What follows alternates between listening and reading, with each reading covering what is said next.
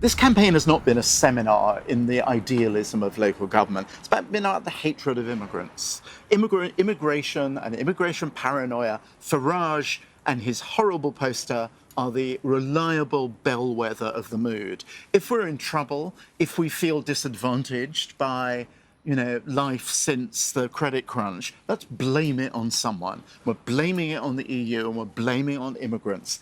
But what this was really about was fear, xenophobia, in some cases, certainly racism. A lot of these leave movements are led by the hard right, very, very xenophobic, anti-immigrant, very populist, nationalist, white identity politics. People like Farage, who were not being honest in what they were saying. It was driven by xenophobia. You heard your French correspondent talk about this dark strain in European politics. Jean-Marie Le Pen, his daughter Le Pen, talking about closing off borders, stirring up suspicion about, people immigrating in. We see this in the United States, and I think it's important that we look at what just happened to, stock prices and the economy in the UK and say, this is where that xenophobic, angry, right-wing, dark instinct takes you. How real is the worry that this is the kind of xenophobia that is going to spread to other parts of Europe? And what we're hearing, certainly from people who are worried precisely about this, is that they feel